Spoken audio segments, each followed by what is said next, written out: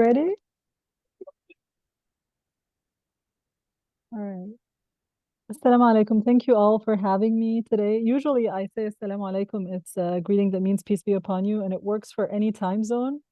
Because normally I would be in Cairo and it would be at evening, but actually I'm in Philadelphia right now. So I'm in a similar time zone to you guys. I'm talking to you today about approaching AI from a lens of equity and compassion.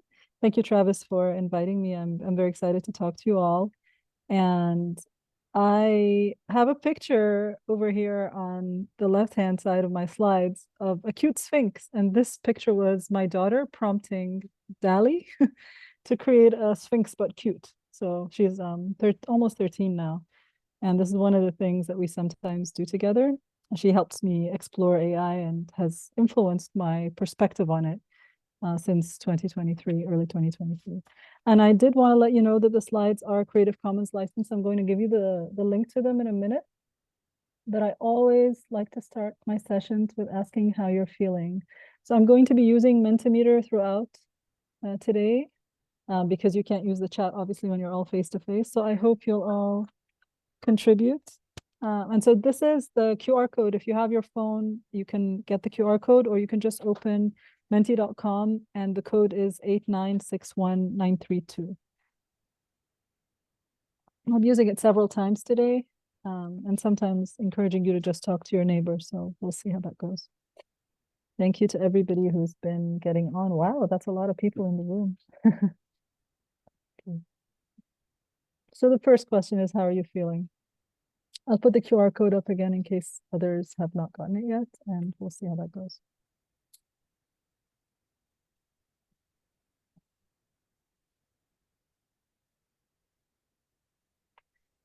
Okay. So I'm getting excited, good, tired, stressed, happy, worried. Somebody saying Alhamdulillah, which means thank God they're well, wonderful, optimistic, nervous, fine, energized, calm, sleepy, hungry. Why are you guys not feeding them? You're not giving them breakfast? Content, peaceful, overwhelmed. Yeah, a lot of us are overwhelmed a lot. Anxious. I'm so sorry that you're feeling that way. For the tired, I'm often tired in the middle of the day. I know it's earlier for you guys. It's almost noon for me here. But stretching and having a sip of water and getting sunshine, these are the three things that work for me best. Coffee doesn't do anything for me. I think people are passionate, people are encouraged, feeling grateful, and some of the words are really small, so I can't see them. But excited is one of the biggest ones, and tired, and stress is also very high. I don't know if it's because of AI or because of other things, because I'm assuming are you on summer holiday? I just realized maybe you're in the beginning of your semester. We haven't started yet. All right, thank you all for sharing how you're feeling. So I will say a couple of things and then come back to this again and interact with you a little bit more.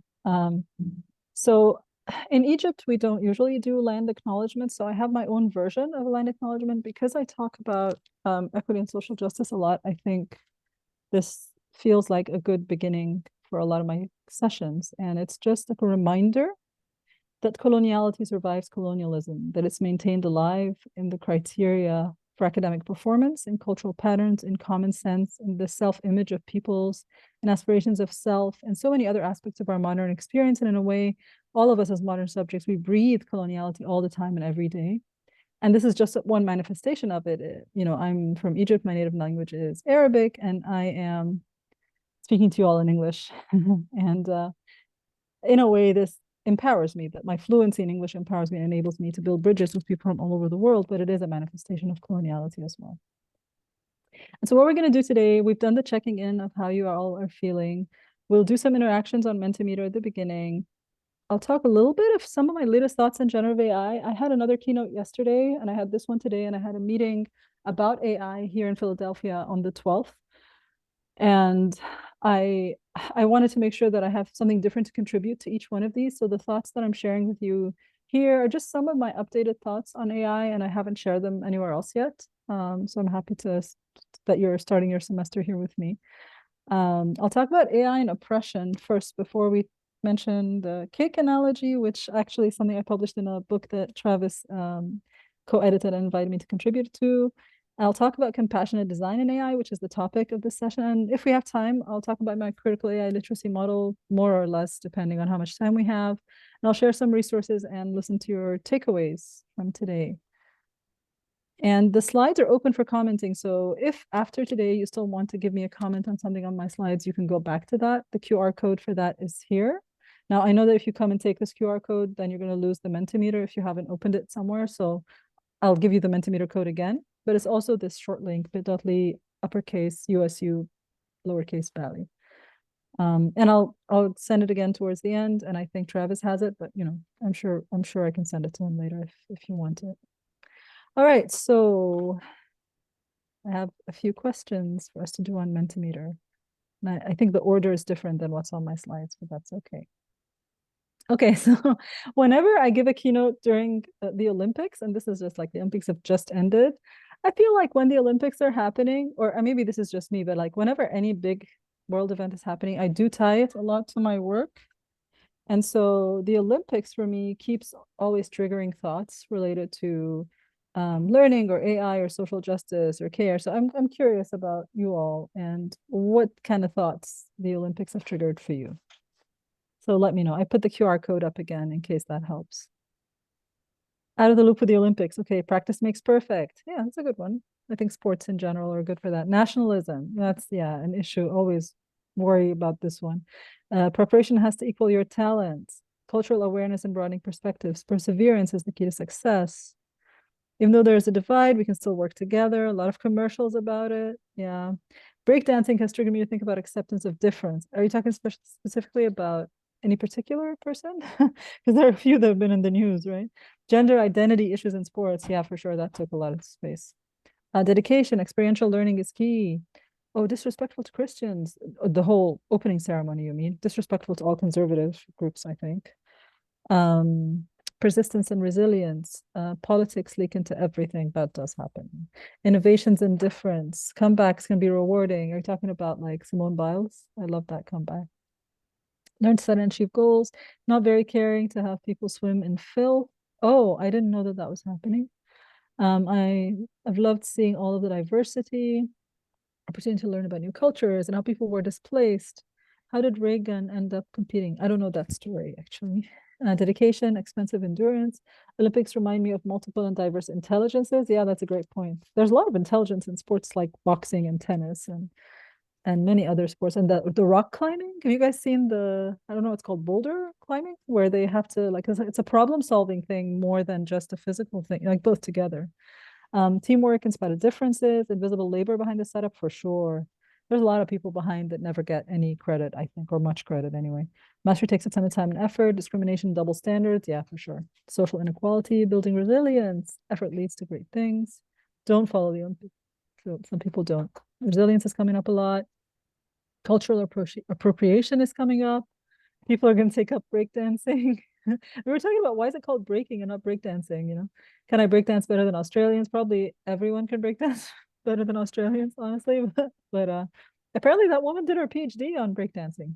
So that was interesting. I just learned that a couple of days ago. Celebrating other cultures and exposure to other cultures, coming together as a world. Social, imagining sports not governing by top-down hierarchy, but led by the athletes themselves. That's nice. I like that. You need the streaming service. Oh, it's not free. It's not free in Egypt either, but there's a channel that just sort of gives you snippets. Inequality, unity, hard work. It's interesting because I think there's a lot of very different feelings coming out of this, and I think like with AI, there's a lot of different feelings, and they can all be true and exist and coexist at the same time. There is some image of celebrating other cultures that is positive, and then there's some appropriation. There is some inequality. There is some you know there's some positivity and negativity all together. How to keep our resilience and work hard, go Brazil. Dealing with adversity, privilege extends to athletes, world community. Okay, I can't vault. Yes, that's a good one. People can push too far past their limits. That's true too. Repetition, perfectionism, resilience. Okay, I didn't mean to move on, but maybe it was time to move on. I'm sorry about the few that I did not get to read. My next question for you is, what is a burning question you have about AI right now? And I might respond as I read them, and I might think like this is going to be responded to throughout the session, so I won't answer it right now. But I thought it would be good to start. Usually I'd ask these questions towards the end, but it's good to start earlier, you know? Ethics about bias, how to use it, how fast it's improving. It's improving fast, but not fundamentally. That makes sense. How AI can help you in the classroom. Has AI peaked? No, it hasn't peaked, as far as I know. How do we incorporate it into a classroom in ways that increases academic rigor? Yeah, I'll talk a little bit about things like that. How do I use it effectively? Do I need to? That's a good question. The do I need to question is a question that you have to answer, I think, individually, but you need to have the AI literacies to be able to make that decision. I'll talk about that a little bit later. What will AI replace in the future? And again, I think this is something that's very tricky. I'll talk about some studies and what they've found so far.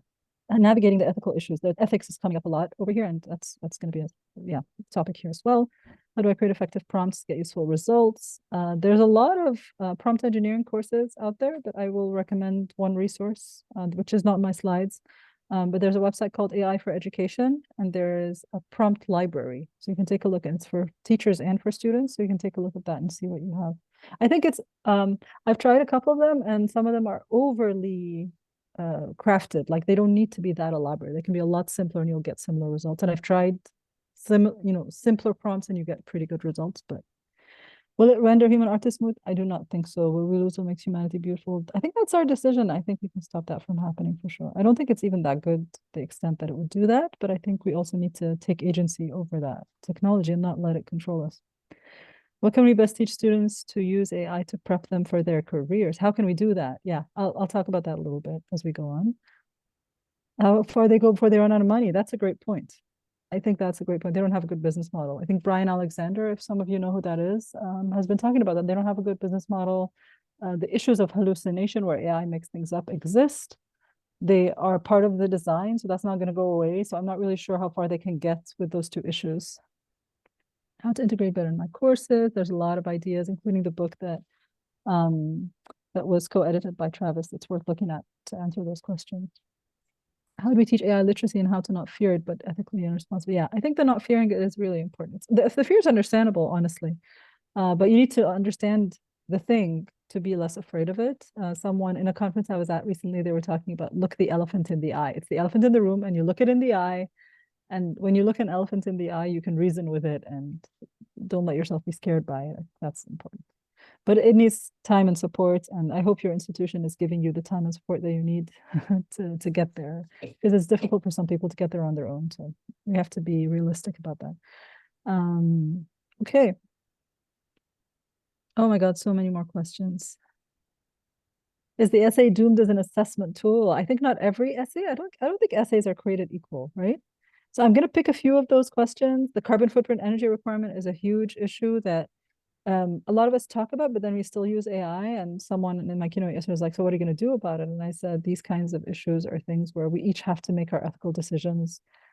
Just the important thing is to be aware, and then you make your decision. And so my decision about this is to use AI only as needed. I don't play with it just for fun, even, the Sphinx, the cute Sphinx photo notwithstanding, but I don't just go to use AI for no reason. I use it if I'm showing something to students, showing something to my faculty, because I'm an educational developer, doing an experiment for research, but I'm not just going to go and use AI all the time in the way that I do other things more freely, if that makes sense.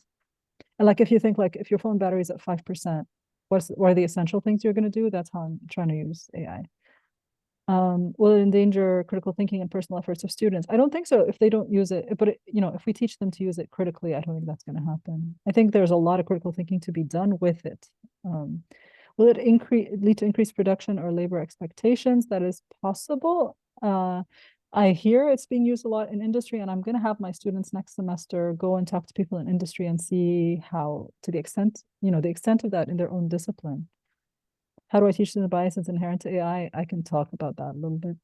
My students have done a lot of experiments on that, and there's a lot of things to do. All right, ethics and oppression, best ways to apply in the classroom.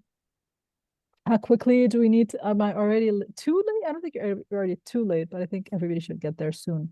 And to get there doesn't mean that you end up using it in the class. This is so important. I think you just need to know what's possible because the students have access to it, regardless of what you want to do with it. And then you decide what's appropriate for you. It doesn't mean that you have to know everything that needs to be known about AI. I'll talk about this when I talk about AI literacy as well. Um, yeah, I love that question about how to use assignments where students use AI, but they still show learning. I feel like again there are so many resources where people have been crowdsourcing. Some of them are books, some of them are websites, people crowdsourcing different assessments that you can use to help you help students think through AI and use their critical thinking with AI. So there's a lot of those kinds of things. But one of the things that I see a lot of people use is have students do something with AI and then verify the results. And a lot of times they'll learn that it's not really that good. So I'm gonna have to move on. Yeah, I will answer one question before I go on. The accuracy of AI detectors is bad. Every single AI detector is problematic that way. And then there's more, I don't know how many international students you all have. I forgot to ask about this, but the more international students will be flagged as non-native, as using AI when they're just writing stuff by themselves. I have myself had my own work that I've written myself be flagged as AI. I've tried these AI detectors. They're very, very inaccurate, and they'll miss a lot of AI stuff, especially if you put them through several AI. You put it through one AI, then paraphrase with another. So I would not use that. So as much as possible. It's also not a really good place to start, in terms of trust with students and stuff. All right. So this question, stepping away a little bit, and what's a metaphor for AI you would use? And this idea came to me from my mom, who is a medical doctor, not into education or technology. But when she heard of ChatGPT, she was like, oh, that's like fast food. And I love that analogy. There's fast food is something that people disagree about, so it's controversial in that sense. And we know it's probably not healthy, but a lot of people will still use it. A lot of people like it. Maybe a little bit of it is okay, but too much is not okay. It looks like real food. It's not really real food in some ways. Sometimes it's better quality than others. But sometimes your circumstances, like financial ability and how much time you have, gets in the way, and your ability to cook, for example, right? So far, I'm seeing calculator, which is my least favorite. I'm sorry. Because calculators always get the answer right, and AI doesn't. LLMs, things like ChatGPT don't. But it is. I think people use it because they want to say, oh, well, you have to know math before you use a calculator. So in that sense, you have to know writing before you can use LLMs. In that case, I agree. But otherwise, but I also don't like the sense of inevitability, right? Like eventually, people objected to calculators and eventually they accepted them. So it feels like that's what's going to happen. Possible, but not necessarily, I think, where we should go. Assistant is a very big one, right? That's feeling like a human being who's helping you. And that's good. It's a positive metaphor, right? So let's look at some of the others. Let me take off my glasses to read them better. Okay, so there's stupid. So some of you think it's stupid. Some of you just say tool, funhouse, mirror. I like that one. Terminator, lazy. Google on steroids, dangerous. Secretary, second brain. Staple button. I don't know what that means. Thought prompter, spam generator, Wikipedia. And Wikipedia at least has references. AI don't do references well. Even when they put references, they're not always not only not the right ones, but even when they're real references, they're not always necessarily the references that apply to that thing. Microwave dinner feels like the fast food one. Somebody wrote the good, the bad, and the ugly. Mary Poppins bag. I love that one. Garbage in, garbage out. I think they can sometimes put garbage in and still get you can put good things in and still get garbage out, honestly, with AI. So the garbage is the data that it's been trained on sometimes, and some topics, not all topics. Outsourcing, jacket, lost parrot, unearthly, egotistic, smart friend, bullet train, songwriter, wow, friend, mentor, brainstormer, texting, inconsistent, super toddler. I like that one a lot. Moving sand dune. That is so interesting because you can't make it do the same thing twice, right? It'll do something different every time. Accessories. Teacher. Wow. Supercomputer. American cheese. Oh, that's so interesting. American cheese. Is that okay? No offense to Americans, but is American cheese like cheese that isn't really real cheese? It's too processed. Is that what it is? I'm getting thumbs up. Okay. Existential risk. High-powered encyclopedia. Wow, I love these. Thank you all so much. New diet trend. I like that one too. Alien. I get that one sometimes. That's a very interesting one, I thought. And robot, of course, always comes up. Magic comes up sometimes, or magician. Fake news generator. I like that. Temperamental weather. Inconsistent. Yes. Golem made of language. Thank you all for all of that. Illusion, recipe, easy button. I love these so much. And so now I'm going to move on to something else. We'll come to this next question later. All right, but I'm back to here, my slides. And I want to share with you all a paper that I co-authored with a couple of educators in America and one of my own students. He's a former student. He's my friend. He's not my student anymore. It's called Assistant Parrot or Colonizing Loudspeaker, and it's talking about the use of metaphors for developing critical AI literacies, metaphors of AI specifically. And some people have opposition to the use of metaphors because metaphors are never fully accurate because they have limits, right? But what we're trying to say is people are exposed to metaphors of AI already, and this is already influencing their attitudes towards AI. So we looked at each of the metaphors that we've heard either in papers, on the internet, on Twitter, X, in workshops like these that I give, and I collect the metaphors from folks. And we each, all four of us, did a collaborative autoethnography where we analyzed all these metaphors and we looked at them from like 10 different dimensions. But the two most important dimensions were, is it anthropomorphizing? Does it make the AI seem human? Words like assistant, teacher, a friend. These are all words that treat AI like it's a human. And also looking at Selber's multiliteracies framework, is it a functional, i.e. positive view of AI? Is it a critical, more negative view of AI? Or is it more rhetorical, somewhere in between where it sees two different sides of it? And this is what we use in our paper, but I actually use it in my class as well. The only difference I do is instead of saying functional, critical, rhetorical, I say positive, mixed, and negative, so it's easier for my students to see. And then we have human and non-human metaphors, but we also have semi-human for like animals and things like that. And so, for example, a genie and a magician, we would put under rhetorical and semi-human because a genie is not really a human. A magician may or may not be fully human. But in terms of positive or negative, genies do what you want, but they don't always give you what you want, if that makes sense. They misunderstand you sometimes. Magicians also sometimes can do bad magic. They can do good magic. An assistant is definitely one of the positive views of it. Fahlawi is an Egyptian expression to mean bullshitter, and there's a lot of papers out there about how AI bullshits. So that's a huge thing. So it's a human metaphor that is critical. But then, some of the metaphors that you all use, like calculator and autocomplete, these are non-human metaphors that treat AI as something that does stuff, right? It's a functional view. It's not negative necessarily. A stochastic parrot is more critical, and a parrot is not a human being, but it is a living thing. So that's why we have it as semi-human. Things like fast food, plastic surgery, colonizing loudspeaker, which we came up with ourselves. These are more critical views of AI. They don't humanize it. And then something like a two-edged sword, which nobody I think said today, but there was someone who said the good, the bad, and the ugly, which I would take as a rhetorical view, and it's non-human, obviously, here. So this is something you can do in your classes, is what I'm saying, to see, first of all, the metaphors that people use tells us the attitude they have about AI. So you may ask people, what's a metaphor you believe in? So we talked about just metaphors in general. So whoever wrote calculator could have been a metaphor they've heard. It doesn't mean that that's how they think about AI. We could ask students, like, which ones of these resonate with you the most, and then ask students to put them in these in this matrix of positive and negative and anthropomorphic dimension, and discuss that with them later. And what's interesting is that people may put things in different places, even though it's the same thing. So I had recently some students who were not my own students, they were just in an orientation session, and they said Big Brother, and they said Big Brother in Arabic. And I was like, are you guys talking about Big Brother like Orwellian? And they're like, no, my big brother who I listen to and who helps me. They were not thinking surveillance at all. So it's so interesting how that culture wasn't on their mind at all.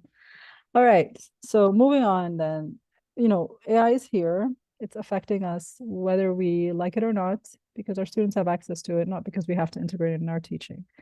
But what can or should institutions do to be more compassionate towards teachers in the age of generative AI? Because a lot of times we talk about compassion towards the students, but I think we need to be compassionate towards teachers as well, you all. So people are saying keeping us up to date, giving guidelines to assist in helping students ethically use it, accept the change, help educate on how to use it well and correctly, allow teachers to grasp the idea and implement where necessary, embrace, be patient, accept, reward their creative use of AI. Yes, if someone's an administrator right now, you really need to do that, reward their creative use of AI to enhance student learning. And I just heard what you were talking about in terms of rewards for engaging, like in what I understand, like attending workshops and conversations. That's one thing, but implementing is another, and contributing by sharing back is another. So as long as this is constantly something that's being encouraged and rewarded and given time and resources, like if people need research assistance to be able to do scholarship for teaching and learning, if they need support from the Teaching and Learning Center, that kind of thing helps a lot. I think a lot of people would struggle to be able to do all that on their own and then be able to share it. It's a lot of work to ask people to do without that additional incentive. Or even a community of people, maybe you already have something like that, a community of people working on that so they can support each other and update each other regularly on how it's going, you know. Accept that it's a widespread tool, help develop proper ways to use it, provide tools and trainings to incorporate and use it. And I think also time for people to attend those. We offer a lot of trainings, but people don't always have time to come, right? The resources and training. Help and support, have experts on campus to train, yes. Most current data, resources, time and space. Yeah, the time and space is, I think, the compassion, because I think institutions tend to be offering the stuff, but it's giving you the time and space that's needed, I think. Allow informed academic freedoms. Yes, for sure. So having policies, and that's what we have in my institution, the guidelines are very flexible so that each teacher can make a decision on their own. Each department can decide on their own a little bit more guided, more boundaries. But each teacher can decide what they want to do with each of their assignments, even not their entire course, right? Balance and opportunity. Sorry, I didn't mean to do that. Whoa, going too far. All right, balance and opportunity to use or not. Yeah. Higher salary is always a good idea. Acknowledgement, definitely. Understanding and taking concerns very seriously is very important. So I think the fear and the concerns about how this is going to affect the classroom are real, and it's important to recognize that, you know, how people felt in 2023, people who have had the time to engage are somewhere, but people who haven't had the time are in another place. And this is one of the things where I was just telling my boss that we need to have like 3 levels of training right now. You know, a level of training for people who are just at the beginning of this, and then a level of training for people who are way ahead and they already have used it and they have conclusions and they want to share back, and then somewhere in the middle where people have used it themselves but maybe not yet decided what to do in their classrooms. Or yeah. And for just people who refuse to use AI, how can we help them redesign their assessments so that students aren't tempted to use AI, which I'll talk about as well. Yeah. Okay. Embrace with guardrails. Creative license to experiment. So sometimes multi-section courses have trouble experimenting because everybody has to offer the same assessments towards the end. So they would all have to agree, and that doesn't allow any of them to try to do something different. And so there has to be a way within our institutions to allow for that. Opportunities to learn and talk, yeah, similar content, leverage new possibilities in authentic context, to help teachers cultivate compassion with regards to its appeal to students. Yes, that's also important, I think. Compare and contrast AI versus critical thinking. That's a fair point, yeah. And yes, this one about giving paid access to different models so that we can know what's the most advanced thing, because there's quite a bit of difference between some of the models and their paid versions. And so and also then there's this inequality both between teachers who can afford to do that and then students who have access and those who don't, right? Teachers don't know everything, nor should they be expected to or act like they do. Yeah. Maintain high standards of work. Yes. Yep. How to apply it in your field. That's the other thing, right? It's not what works in one field and level of education may not work in another. What you can do at the graduate level or a senior level is different than the freshman level, different than high school, right?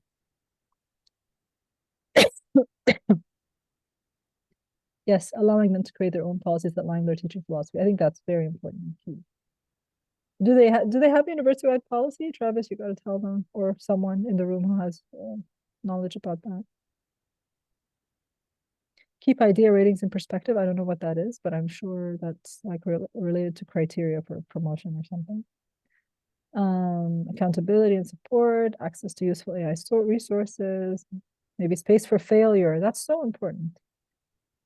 Keep offering mentoring and workshops. Yes, so cheating won't be an issue. Effort should be rewarded while using AI just as an assistant. I mean, I think cheating is still an issue, but I think we're over exaggerating cheating as an issue. There are a lot of other issues and a lot of ways to work. Yeah, AI learning circles, so some kind of community, I think, would be really helpful. I want to do that in my institution. I did not mean to move on, but maybe it is time to move on, so I will do that. I'm sorry again if there are some. You know what I'm going to do next time? I'm going to try to read from the bottom up because I'm worried that some people's responses always get to the bottom. So, all right. So here are some of my latest thoughts on AI.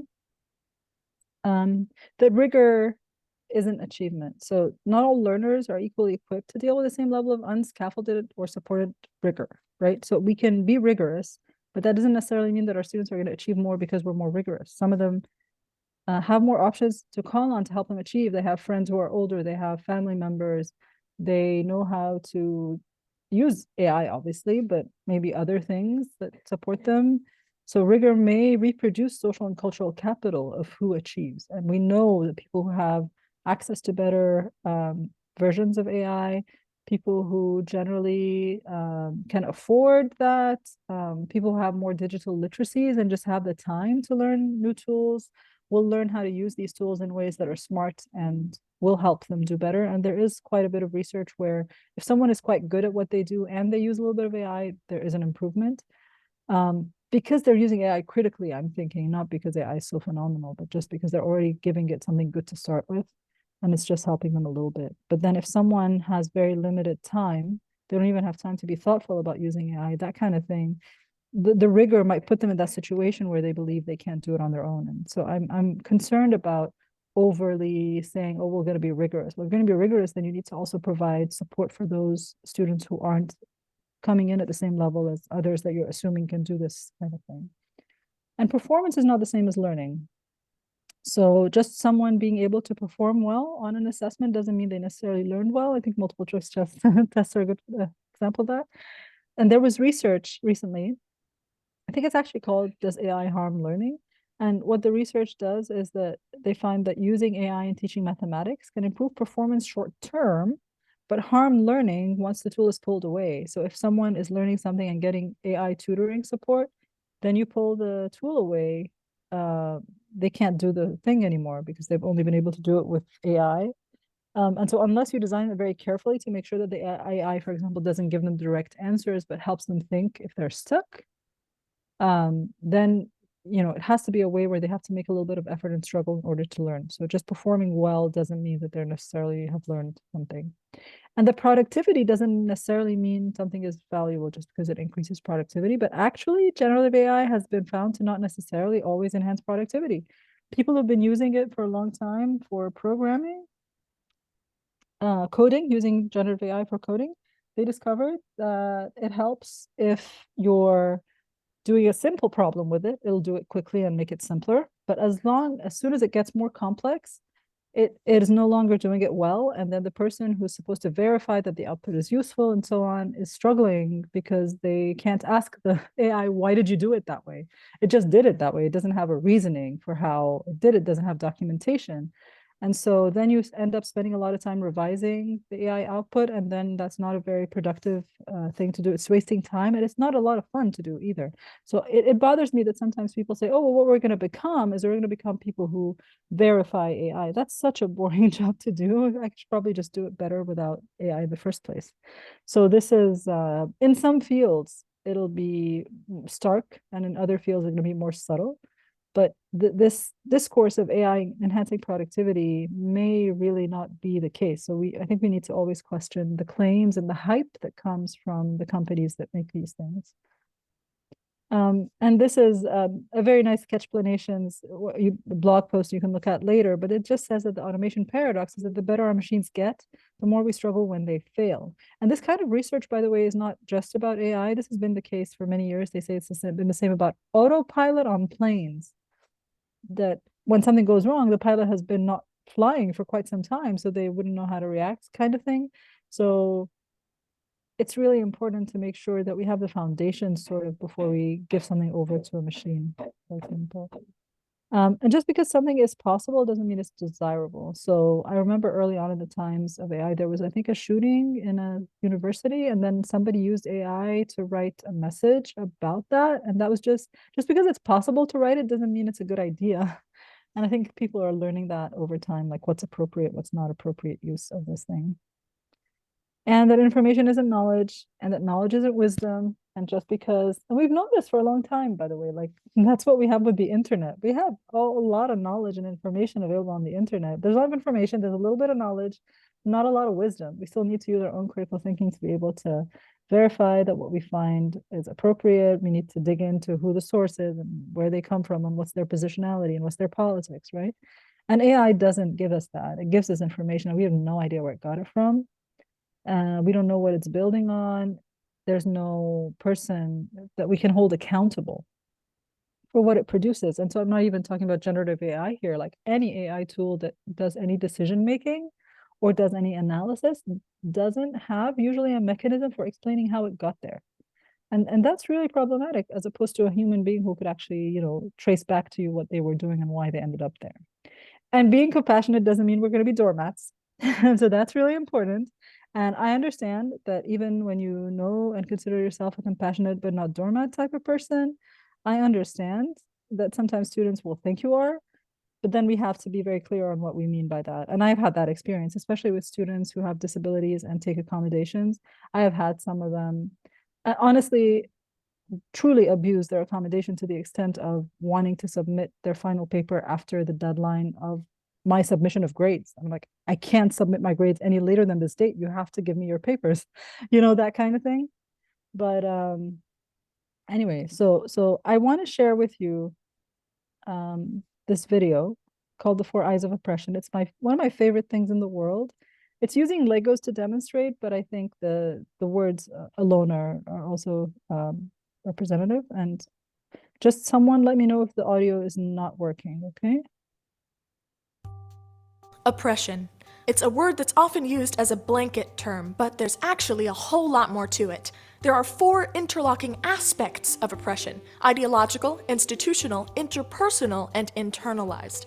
And it might seem like a small difference, but it's very important to be able to distinguish between each kind, because understanding oppression is the first step to fighting it. Let's start with the core at the heart of every form of oppression: ideology. Every system of oppression comes from the idea that one group is somehow better than another. Ideological oppression starts when the dominant group associates positive qualities with itself and negative qualities with the marginalized or othered group.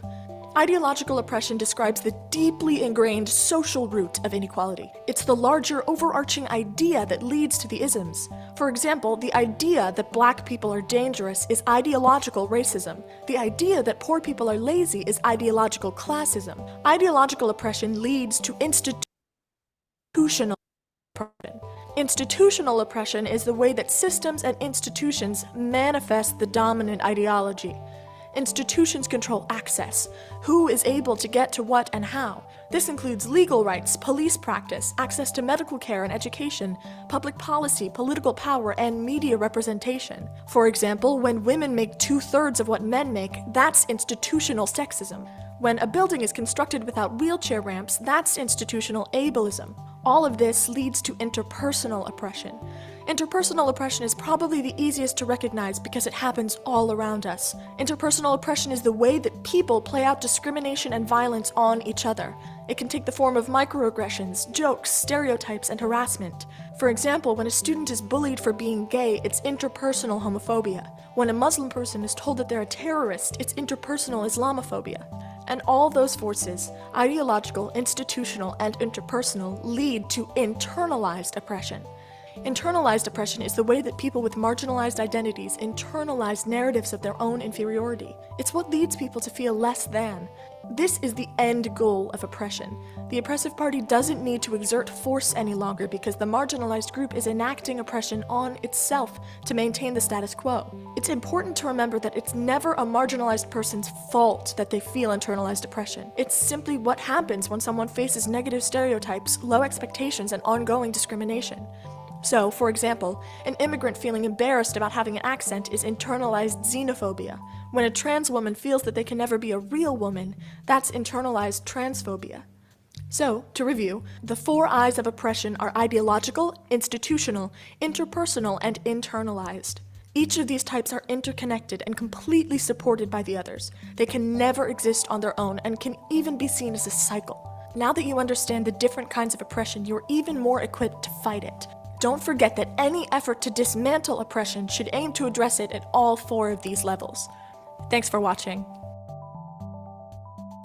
All right, I really love that video. I find it really helpful to break oppression down into all of those levels. And I think I want to add a new question to my slides that I didn't have originally. So just give me a second to do that. And what I want to do is I want to ask you all what you think, in what ways AI reproduces oppression. And maybe let's try to do this as a word cloud so that it's easier for me to read.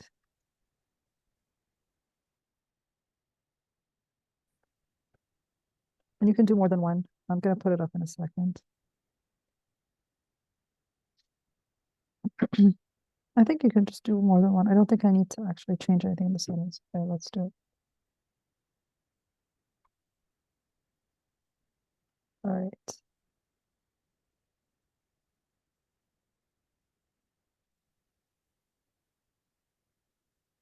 Being an echo chamber, yes. So it's reproducing knowledge, epistemic injustice. Google did it.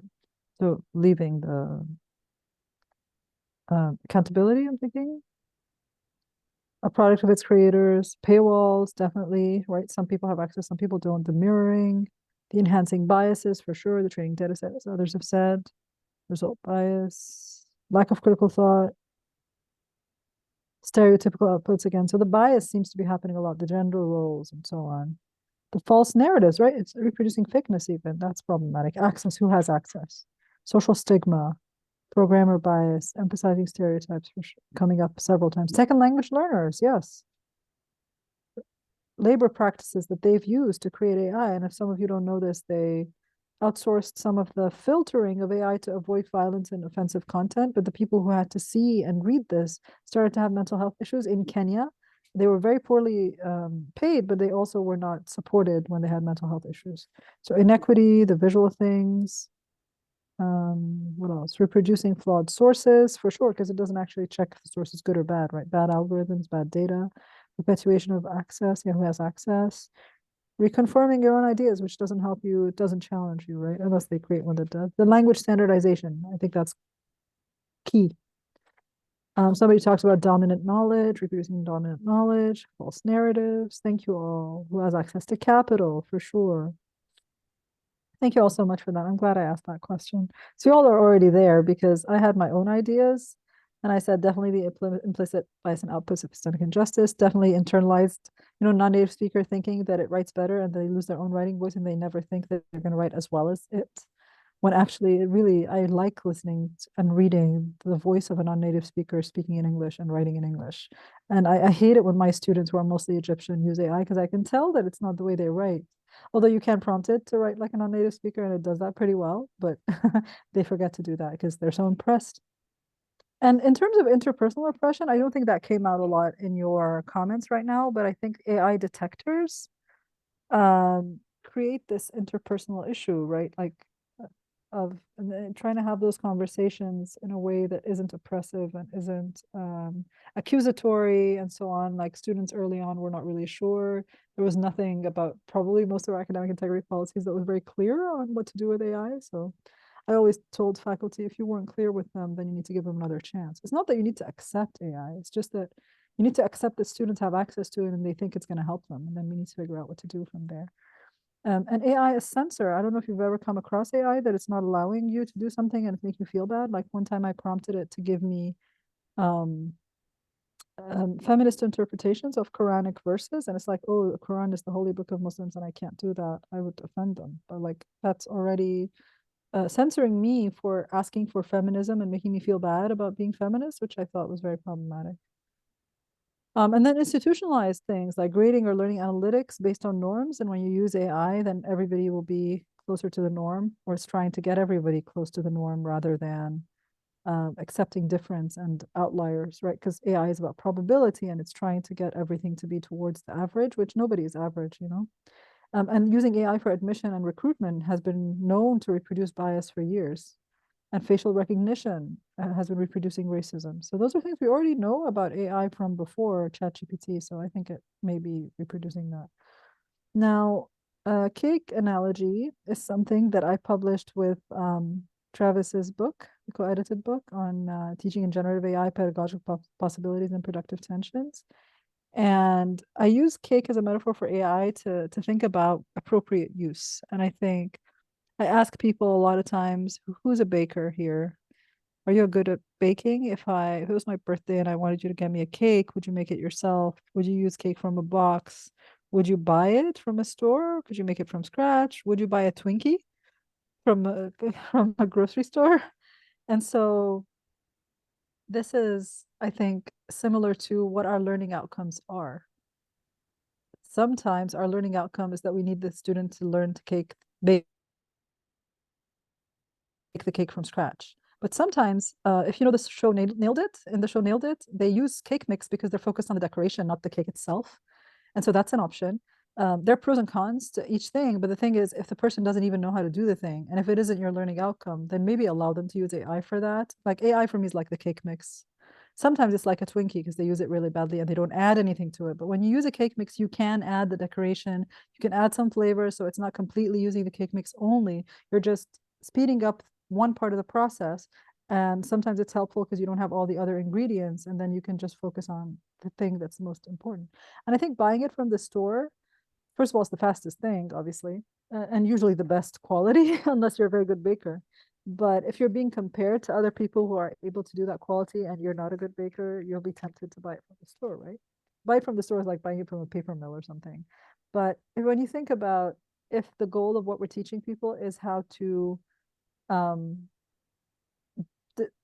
organize a birthday party or be a wedding planner, then they don't have to make the cake. They can do a lot of other things, and the cake is not the essential focus of what they're doing. So then my question to you all is, when would you make a cake from scratch from a box, bakery, or grocery?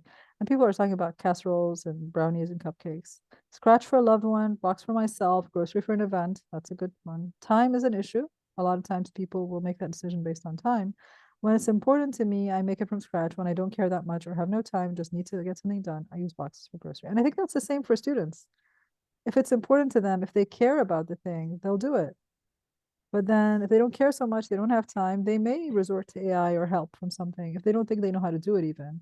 Always from scratch is someone who must be really good at it, I'm assuming, or loves it. You might, sometimes you love something and you're not necessarily good at it, but that combination of if you're good at it and you love it, that's amazing. But depends on time and the recipient is so important. And I think some students will use unauthorized support from something like AI with a certain teacher that they don't like very much, but they'll not use it if they like the teacher and the subject. But from scratch, so you know what's in it is really important, because that's the issue with AI, right? You don't know what's in it. You don't know where it's coming from. It might go off track. And if you're not an expert, which all undergraduate students, at least in the first 2 years, are not experts, they won't even know something's wrong with it. Oops, I did not mean to do that. I'm going to go down because always the people who respond later get forgotten. So I'm trying to be equitable. Okay, the importance of knowing who made it and always from scratch. I love that. And scratch to impress, those eating it books, save time and add things to make it taste even better. Grocery in a hurry. Yeah. Trying to impress the girlfriend from scratch. Okay. Depends on how much time. Grocery, bakery is microaggression. That's very funny. And someone says from a box because I just can't bake. And someone says cake is harmful to health. And of course, this is also culturally problematic because in other countries, other desserts, what if someone's diabetic? Maybe cake is not a good idea altogether. Maybe you should just make something savory or something healthy or something fresh. Scratch, then you have time. Okay, what else? It's moving the things. Cake is harmful to health. All right, we saw that one. Oh, activity amongst friends is a really nice one. So you do it from scratch as a social activity, and that's also interesting. And as a gift in a box because you want to make sure, but good quality because that's still heartfelt if you choose it well. And presentation, if it's important, then you buy it from the store. It makes sense. Um, Dutch oven, use box. If you have the right facilities, depends on what kind of facilities you have, right? To be able to bake, how you can afford the ingredients. If you have the oven in the first place, um, it depends on who it's for. Yeah, from a box and pretend it was from scratch. Yeah, that's what we're worried students are doing. For me, if the student just admits that they brought it from a box, I'm happy to look at it that way and then assess their effort differently, you know? Someone says they refuse to bake. I'm guessing they say, whatever, you don't like cake in the first place. And I think some students refuse to do assignments, honestly. Scratch for allergies. This is so important, right? Gluten-free cake mixes aren't great. You never know for sure that nothing at all has been there. It's really, unless you really trust a particular source, it can be really hard. And I've had a friend who missed half of her wedding because someone gave her what they said was a gluten-free biscuit and apparently it wasn't. So bakeries are more elegant than groceries, and that's how non-native speakers think of AI, I think. Depends on what kind of cake and how much time you have, yes. So the cake has to be within your time and effort and capability limitations. And that's what I'm saying about scaffolding for students if you ask them to do things, right?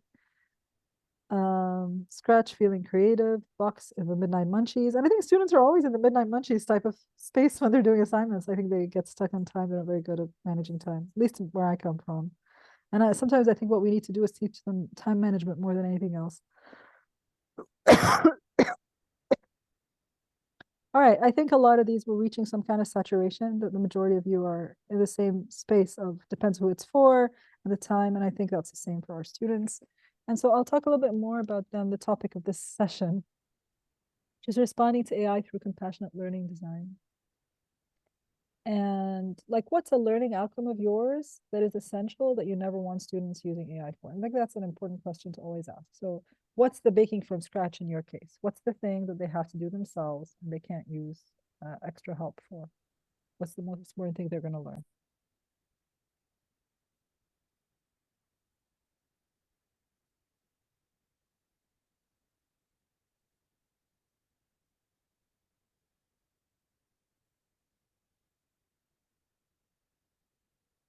Yeah, I'm seeing a lot of critical thinking and problem solving, passion for material, metacognition, revision skills, personal essays, developing intercultural sensibilities. See, that's the thing I don't think AI can help you with. I think it can pretend to help you with, but you need to actually interact with actual people to do that. So that's what you lose when you say we're going to use AI as a tutor for language learning. Yeah, you're going to learn the mechanics of a language, but you're not going to learn how to use it with people. Like that's also a problem I think with Duolingo. The sentences it comes up with are so weird. And then, the capacity to ask someone to say it over and over again on Duolingo and say it slower, and people in real life don't do that. Like I missed a train once because I heard 90% of what was being said in French, but I missed probably the most important words and I got on the wrong train. So that happens. Lots of critical thinking coming up here, right? And I don't think there's any way in which AI would stop that. At the very least, let students use AI and let them critique what comes out of AI, and that will also help them use it much less. That's basically my strategy. Let's use AI together and see what it comes up with, unpack the bias in it. And when it tries to resist being biased, ask the question in a different way that will bring out the implicit bias in it. And so, for example, what I had in mind the experiment that I did was I asked it if a person from this country or that country it was more likely to be a terrorist, and it was like, oh, shame on you, you can't call terrorism by a particular country. It's not like that. And then I said, define terrorism and give me 5 examples. And believe it or not, 4 out of 5 of the examples were usually Muslim terrorist stories. And I tested this on like 5 different platforms, and all of them did that except maybe for one that used maybe 2 examples from Muslim terrorists and like 2 examples from something else. And it didn't even do 5, which was funny. But the rest of them did like 3 or 4 of the examples were Muslim terrorists. So of course it won't say it out loud, but that's kind of the data it has, right? Somebody saying you want students to actually solve homework or exam questions. That's not your learning outcome, by the way. Solving homework and doing exam questions is not a learning outcome. What are they learning from the homework and the exam questions? And are these still valuable ways of assessment is what we need to ask.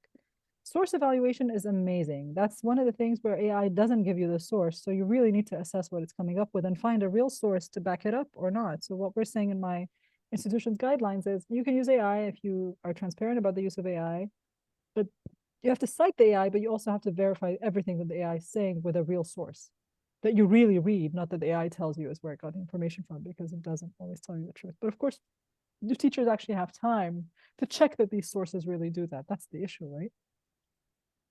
Opinions. I hate it when students use AI for opinions, and it's really obvious because in my case, because our culture is very different from American culture, there's research that shows that the more your culture is far away from American culture, the less likely what AI does is going to reflect and resonate with what you would normally say. And Egypt is one of the countries farthest away from American culture, apparently. So is like Pakistan and Afghanistan and things. And the ones closest to American culture, like Canada, UK, Australia, Singapore, apparently. So this has been a really interesting thing. So other things, artistic creations, I truly think that a lot of these things AI does not threaten.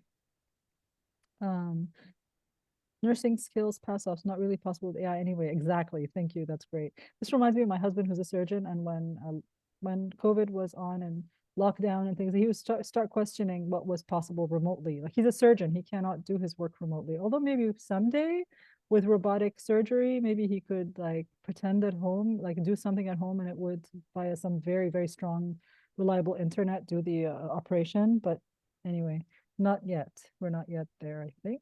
Maybe we are, I'm not sure. Um, but he was actually asking, like, can we get someone to clean our house remotely? So that was his question at the time. So I'm seeing a lot of things here, like making dairy products and interacting with clients. These are things that I think AI is not going to replace. And authenticity in art, I would think.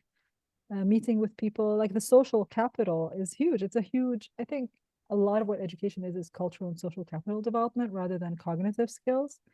Um, although the critical thinking and the metacognition are also things that I think you learn a lot more in college than if you are someone who stops at high school, for example. So these are things that I think we can keep doing with in the presence of AI in our lives without worrying, I think, too much that it would be replaced. But the problem is that AI can sound like it's doing that. And that's the issue, is like, if a student doesn't want to do the thing, how can we make sure they've done the thing, right? All right. Service learning, engagement, and growth, right? The more authentic the thing is somebody saying no to be kickboxed in. That's funny. See students as people, not just as data points. That's important. So I'm guessing you're teaching teachers. You want students to know that they're capable. And I think this is that's a key thing for students to know that they're capable, so they don't need to use AI because they can do this themselves, right? Philosophical questions. I bet AI would mimic philosophical questions. I don't think it does very well with them. It tends to be quite generic, but maybe if you prompt it really, really well, you know. Okay, I will need to move on, but I really like producing oral language in the moment. Thankfully, I think AI is not very good at that yet. So that's good, especially if you're learning a new language. It can help a lot with translation and all that, but doing it in the moment, not so much. And listening comprehension, obviously AI can do a little bit of voice to text type of thing and translate and all that, but it would take longer than you need in real life at the moment anyway. Grammar maybe might be a thing that people wouldn't eventually feel like, yeah, I would do it, but it would still be problematic to express yourself without it, right? No, I didn't mean to move on, but my finger came, so my finger's deciding for me. Then let's ask this question. What do you think makes students use AI as a shortcut or other unauthorized? Time management, for sure. For research, procrastination, fear of failure, panic, time, stress, yes, laziness, easy, quick desperation, more than devious, too much homework, lack of confidence, when they don't know how to do something exactly, feel they don't know the answer. So we're seeing that there's something missing. That's why they're doing that. Few of you said laziness. I think sometimes it's laziness, but I think mostly it's being overwhelmed, not having time, feeling like you can't do it on your own. It's easier for AI to do the work, but maybe because they don't know how to do the work. That's why it's easier, right? Lack of confidence is huge. Prioritizing one class over another. Yeah. So when we think about this, they're afraid, they don't have time. Then we can work on those things and hopefully they'll feel confident enough and have the support they need.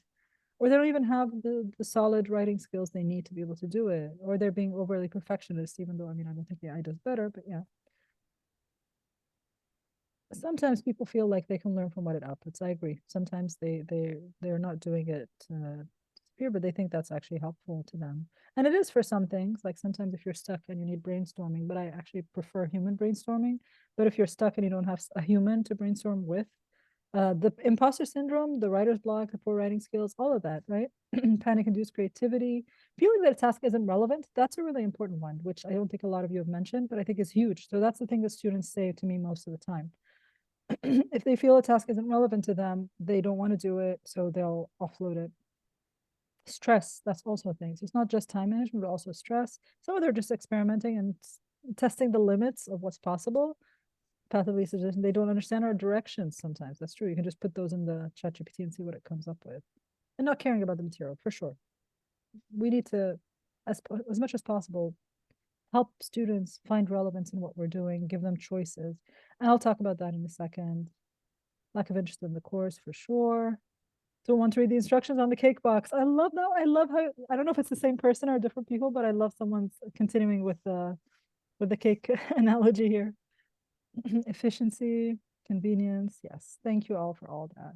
Okay, this will be later, the takeaways. And I'll just move on quickly into the compassionate learning design model in a second. But this is what Ryan Watkins used early on, which is for any assignment, he does this about, it's a question, it's for students on the assignment, can I use AI on this assignment? And he says, the green is the permitted uses of AI, like idea development source suggestions. The orange or the yellow is the uses that require permission, like constructing an outline, drafting summaries, and the not permitted is the red, like comparative analysis and drafting sessions. And you can do this with students, but I've gone one further and I've said to students, this entire assignment, you're free to use AI in whatever way ends up making sense to you. Try it at any step of this project, not in every assignment I have, but in a particular project. And reflect on whether it's helping you or not. And what I discovered was very interesting. It was an assignment where they chose to create a narrative game of their choice. Some of them were creating games that were based on very personal experiences, especially of disability, and they felt like the AI stereotyped their experience, so they just chose not to use it. Others were doing something relatively common that AI could write about, and so they used AI to help them draft the actual scenarios. Others felt like they did 8 scenarios and they needed 2 more for the assignment, so the AI helped them with that. Others started with AI scenarios and they're like, oh, it gets repetitive, so I'll only use the first 3 and then I'll create the rest. And others just used it for grammar check and things like that. So, actually, not only is AI more and less appropriate to use at different times, but also different students need it for different things at different times. And as long as they were transparent about when they used it and they reflected on why they did or didn't use it, for me, that was the learning. And it was a digital literacies course. The reflecting on the AI is relevant to my learning outcomes. That might not be the case in yours, but I think it should be. We probably need to have a learning outcome in our disciplines at some point in some course throughout their degree where they can reflect on the relevance of technology in their field. And so there is value, I think, in recognizing, oh, AI does well, or this research AI tool does well on medical subjects, but doesn't do well on history. What we know from all the tools that I've used, it doesn't do well on knowledge in my region. So it will mess things up between Islamic history of different eras, for example. When it writes in Arabic, it writes in fluent Arabic, but the ideas sound so American, like it sounds like an American person speaking Arabic. So there are things like that, nuances that we only learn by experimentation, and students will only learn them by doing them, so that they can then refuse to use it when it's not appropriate. So we've answered this question. I've co-authored a blog post with one of my former students, Yasser, who's also my co-author in the metaphor paper, about why they use unauthorized shortcuts, and you've all came up with the same things, like the stress and the time and the lack of interest and lack of confidence are the main ones. But what can teachers do? So I'm building on this compassionate learning design model that I came up with a couple of others from South Africa, and it builds on a model of indigenous evaluation. The idea is a lot of times we do things out of compassion, by the way, out of empathy to someone, thinking that this is how it's what they need. And I'll give an example of a child growing up. talk about agency and improving. So when a baby is born, they can only have milk. That's what we give them. They have no choice. When they're a little bit older, they can have, can give them a choice between apples or yogurt. So we're doing it for them. They can't do it for themselves. We're doing it for them, but we're still giving them a little bit of choice. So this is like when you're an educator and you say, you can, you survey the students and you find out that they prefer to have their camera on or off when you're teaching online, and then you go with that.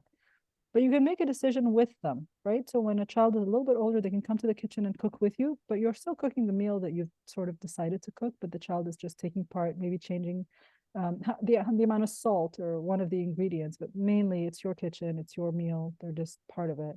And we can do things like that with students where it's our course, we're still going to have the same learning outcomes, but we can modify some activities to be more interesting for them and they can have a say in that. And that's more agency for them. But then there's an option to go beyond with. A lot of times we stop at with and we think that's the pinnacle of student participation, but we can go by where they together, all the students work together to decide what to do. And the teacher just has to approve it to give them credit for it, but they can work on their own without our intervention because our intervention adds in some power. And not to say that students amongst themselves won't have power differences, because of course there's gender, race, all kinds of differences and hierarchies among students, but then, giving them generally more freedom to make these decisions on their own. And that highest level of as maybe doesn't apply in higher education, where they decide everything and they decide the criteria and everything for themselves, and we don't intervene at all. But if you want to apply this kind of model to AI, this is what I'm thinking. When we do AI decisions to students, the educator is modeling the use of the tool, they decide on the questions and prompts, they lead the analysis of outputs, they scaffold the critical AI literacies through demonstration, but we decide, they don't decide. If we're doing it for the students, then maybe we model it, but we ask students to give suggestions for prompts, and maybe we have a discussion around the analysis of the outputs. And then we ask a person or a group to help them experientially develop their critical AI literacies outside of class or together as groups in the class, but we've designed the activities. When we're doing it with students, it's more open. We collaborate on a toolbox of relevant AI tools. We decide together which tools we're going to experiment with, not just the one that the teacher says. And we co-design the criteria of an assessment on which AI tools for which particular assignment, giving students a little bit more choice. But if we want to go even further, students use on criteria that they agree on, they peer review the task rather than have us review the task. Negotiate further revisions to criteria for the final submission based on their findings. They give them more agency over the timeline. And do you see how the issues that we were talking about in terms of time and stress and relevance and confidence, we're helping them as you go further here, giving students a lot more agency over when to use AI and how to use AI and how to assess the output of AI. And with them on their own, they'll keep uncovering the issues with AI and the fakeness and the hallucinations and the biases and all of that, and they'll improve their judgment because that's what we're encouraging them to have responsibility and accountability for. And at the as level, maybe where it could happen informally in study groups where educators maybe intentionally create spaces for this, but the interactions probably will be happening outside the classroom where they do these experimentations on their own and come up with these rules for themselves on when AI use is ethical and when it's not. And so I think I want to finish soon so that you can ask questions. I just want to say, I love this quote from Ben Williamson, like, we shouldn't consider AI inevitable, beneficial, transformative in any straightforward way. It exists, it's there. But that doesn't mean that necessarily it's going to transform education. And we don't know that yet. We need to keep thinking about it as contested and controversial. A lot of educational technology has not transformed education before. So this is different, I think, but not necessarily up to the hype still. Definitely not now up to the hype. So we need to experiment and figure out where it is. And that's why I continue to use it, because I want to see the limits and the boundaries, and it changes all the time.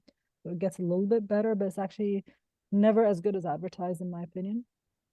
So we need to continue with public deliberation if there are any benefits that we want to realize or risks that we need to address. And my model of AI literacy is about starting with understanding how it works to whatever extent makes sense, depending on your background in computer science or not. I'm originally a computer scientist who has done machine learning. I've done this before as an undergrad, so I understand how it works very well.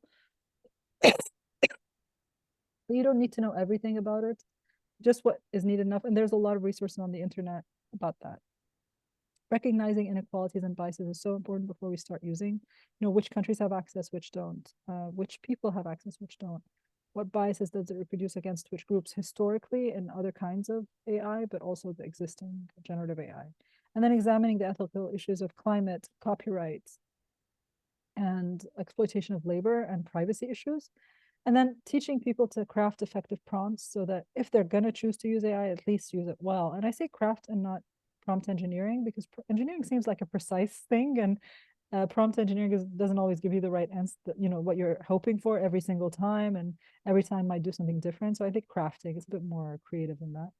And then assessing appropriate use, like you figure out when it's appropriate to use it and when it's actually ethically not a good idea to use it, or it's not going to be productive to use it, or it might be offensive to use it. And I think we can make those decisions for students, but it's so helpful, I think, to offload that to them and let them come to those conclusions on their own. And that might actually benefit them in other courses where they will know not to use AI because it's not going to be a good idea. You know what I mean?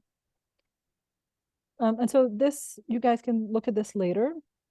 There's the AI Pedagogy Project website from Harvard's MetaLab, and there's a resource or two at least with teaching ideas for each of those things that I have mentioned so far. So I encourage you to take a look at them and see if any of these are appropriate to use in your classes. I think we need to always remember that AI, awesome, okay. Someone just sent me a private text, okay. So yeah, for AI to be truly neutral intelligence, it must be fully representative. It isn't there yet, of different perspectives and different people in the world. And there's a paradox of participation. I don't know if Utah has a lot of indigenous communities. I don't tend to hear about that, but indigenous communities in general face the following paradox in generative AI space. So it's called the participation paradox. If they give their data to AI, and a lot of their data is considered sacred, then they lose rhetorical, technological, and data sovereignty because they have no idea how AI is going to appropriate that. And then if they don't participate, then this perpetuates the Western-centric biases and racism in the algorithm. It's a very difficult decision to make. I'm going to skip the inequalities because we talked about them all. This resource also from eCampus Ontario about the harm considerations of LLMs is really, really useful. Again, it's interactive.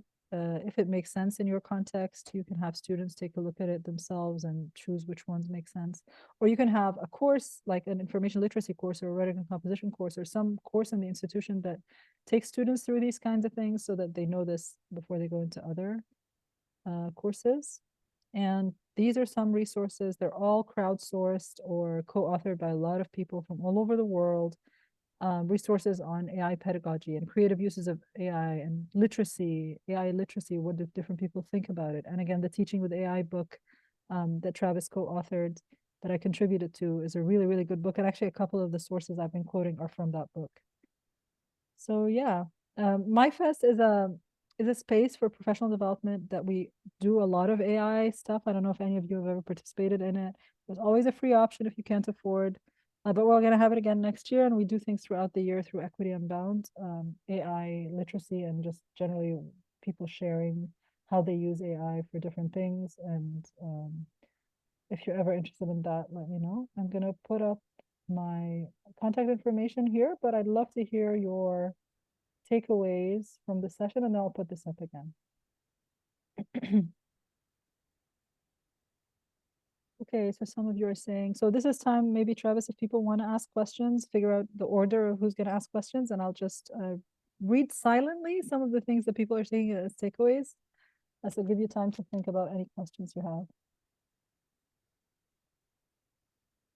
Yes, if you'd like to ask a question, we have 2 microphones set up on the side of the room. So you can kind of queue up behind each of those, and you can ask a question to Dr. Bali. I'm gonna put I just need to say a comment out loud, and I love this one. Ableism in academics is alive and well. That neurodivergent students aren't lazy; they function differently, and sometimes utilizing AI does help them, especially I think people with ADHD, right, to get started, definitely.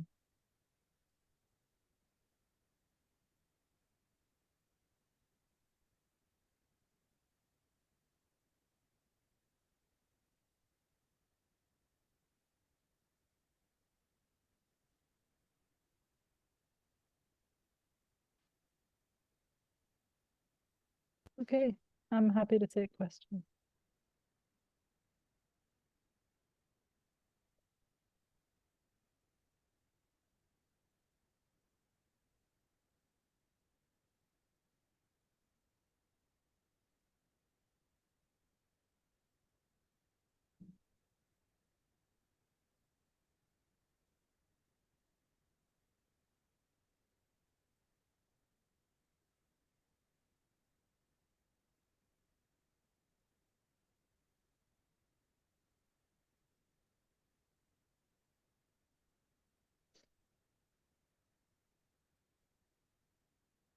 Another comment here that I got is AI isn't without cost. We need to be aware of those costs as users and as teachers.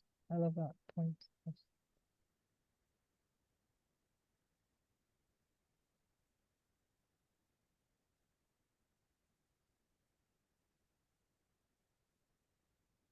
Someone says it's important to address AI in class, have discussion about expectations determined together for class. Yeah. And I don't know if you've been doing that, but there's a lot of students who really don't feel comfortable with AI and they feel threatened by it in the future, and they're afraid as well.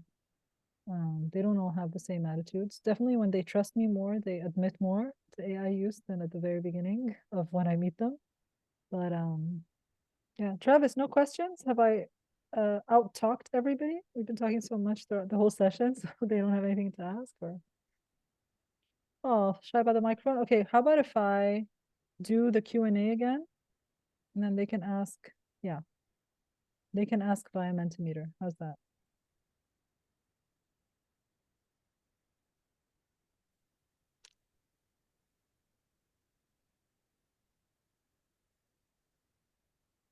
Let me put the QR code up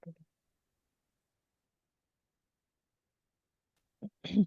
Unless I've actually like answered all your questions. Oh my God, you have no more questions. You had a lot of questions at the beginning. Isn't that interesting, Travis? Like there were so many questions at the beginning. Articles you recommend to share with students about the development and use of AI. So actually the way I explain the development of AI for students is not through articles. So I use this game that I'm going to show you really quickly. Has anyone played it before? It's called Quick Draw. It's a pattern recognition tool, and it uses AI to understand how humans, so machine learning, yeah, to learn how humans would draw a doodle of a thing. And it just prompts you to draw something and it will guess what you've drawn. And I see see squiggle. that? Oh, I know. It's umbrella. This one's kind of difficult. Like, what am I see bracelet. Or donut. I don't know how to draw Or it. cookie. Anyway, Or blueberry. the point is, after it's done understanding what you drew, it also then shows you what everyone else drew. And when you get something wrong and you want to see how other people drew the thing, you learn a lot about what kind of rough criteria it's using to kind of do this. Like we don't know it doesn't know what a pond looks like. It's just learning from the data of people. And then if yours looks similar to what others did, but if you did it differently. And so words like nail could be a nail that you hit with a hammer or a fingernail. And it understands both because maybe half people do each.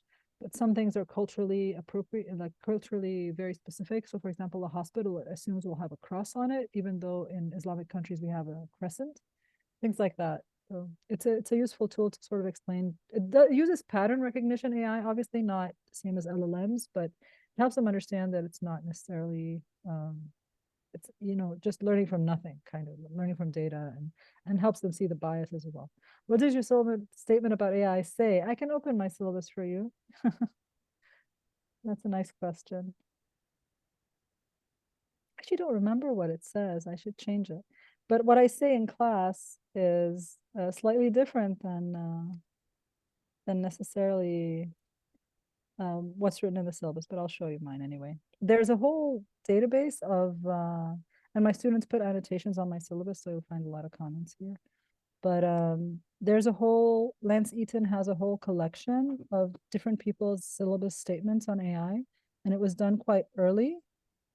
So this is a very big syllabus, I know.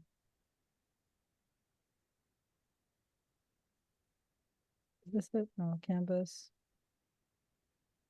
Where's my AI part? I should have had like a table of content or something. Maybe it's here. Yeah, here it is.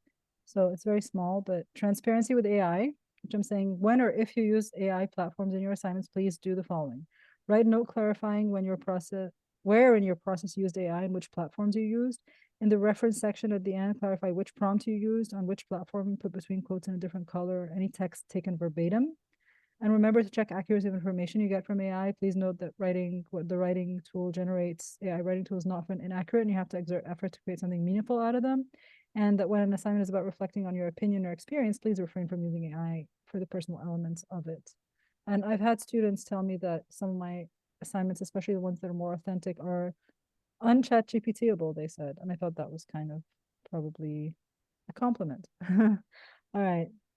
What's your advice to our university provide faculty members with free access to useful tools for teaching and researching? It's actually, I understand why institutions are late on this because Microsoft is probably putting pressure on all Microsoft organizations, just take Copilot. And Copilot does use ChatGPT, but there are other tools.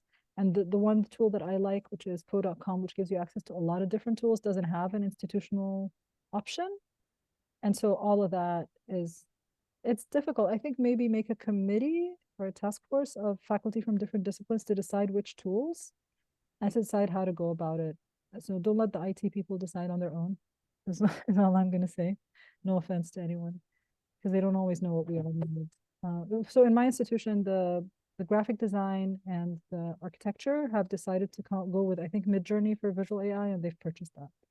And that makes sense because nobody else needs them, but they do. How do you imagine the future of the world with the current political issues while having AI developing quickly? That's a very difficult question. I'm not equipped to answer this question. I think I'm concerned about the politics for sure, big time. And I don't know what's going to happen with AI. I do think it's hyper inflated what it can do and how it's going to affect everything. But AI has been used for bad and in warfare for quite some time, for surveillance and for all of that. So it's concerning, I think. Articles, okay, this one I've already answered. But all the resources, a lot of the resources I've shared are books that have chapters, shorter chapters. Worst experience I had with AI? Oh, that's so interesting. I had a lot of bad experiences with AI. Wow.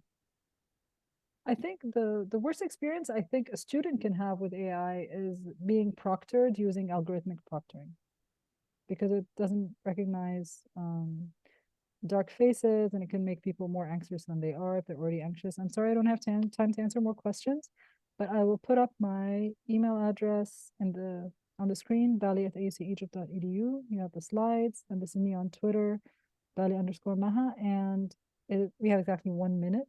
So Travis, I'm gonna stop sharing and hand over to you or whoever. Travis is the one who texted me to tell me time, but whoever needs to. Yeah. Yes. Thank you so much. Let's give Dr. Bali a round. Thank you all.